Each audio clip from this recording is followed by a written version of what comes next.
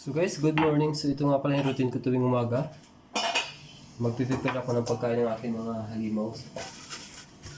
So magkasalo lang sila si isang pinggan lang guys. Marami silang ganito, lagay ng pagkain, pero mas sanay sila sa isa lang, isang ganito lang. So bibigyan natin sa kanya is filet yan. So, ito yung pinapakain ko sa kanila. Alternate yung mga wet dog foods. Saka minsan pinapakain ko lang sa kanila guys sa umaga. Vegetable lang. Tapos bumibili din ako minsan ng atay ng baka, atay ng kambing, atay ng tupa. So yun yung mga pinapakain ko sa kanila guys. And sobrang healthy nila guys kasi naka-complete vaccine sila. I-ano ko to, i-mix. Kasi minsan din nila kinakain kapag ano lang kapag ito lang, pag plain lang ganito, hindi nila kinakain. So gagawin ko, i-mix ko na lang dito. Pero dapat more on chicken. Ano kasi ito, mga picky din po ito eh. Pag di niya nagustuhan yung amoy. Depende rin guys kasi sa pinapakain ko guys na manok. Kapag di maganda ang pagkaluto, kasi ang gusto nila yung luto-luto talagang manok. Eh ito naman filet, madali itong maluto. Kasi filet ito. Mga 50 minutes mo lang pakulang okay na. Pero yung sa akin ginagawa kong half hour, 1 hour para talagang luto-luto sila.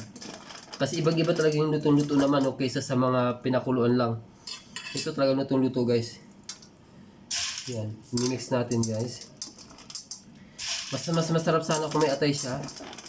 Kasi wala tayong atay, hindi ako nakakapunta pa sa market dito kasi market medyo crowded ngayon kapag ganito mga, kasi ngayon is weekend, Friday.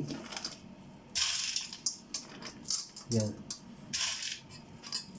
So ganito lang guys, ganito lang ginagawa ko tuwing umaga. Medyo mapagod nga lang guys kasi marami kong ginagawa sa umaga. Bago ako pumasok ng trabaho, sobrang daming paikot-ikot sa umaga. Naglalaba, naglilinis ng pinaka-rooftop namin kasi nandun yung mga pupo nila.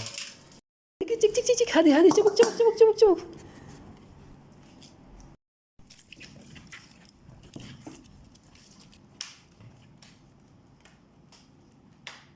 Sila kumain guys. Saan kumain? Yan, mas gusto nila yung ganyan guys kasi mas natatakawan sila kumain. Kukunti na lang. So enough na yan guys kasi mamaya bibigyan ko ulit sila. Enough na yung ganyan isang marami naman yan sa basta 800 grams na fillet na manok. Kukunti na lang. Oh, duha na gito rin. Kunti na lang siya guys. Ito yung pinaka-sweet sa amin yan, si Mira. Rapi, maubos na oh. Huwag masyadong pabibi-bibi. Yung klaseng kumakain na kahiga Gusto yung pabibi-bibi pa kayo. Nalaki nyo na Ikaw, Cholo, tanda-tanda na. Pag 6 months ka na. Magkusa ka dito kumain Huwag ba mapabibi Yan yung dado ninyo kumakain Sige, hindi na nagpapasuwa Cholo, kain na Oglum. Kukunti na lang yan maubos na hadi. Di ba Pepsi? Mag-aaway na naman kayo. Gel Alexa, gel. Gel kızım. Bitir onu. Hadi gel. Gel kızım hadi. Bitir onu. Yaw. Hadi. Çabuk hadi. Alexa, maubos na. Hadi. Alexa. Ikaw kızım. Kumain ka na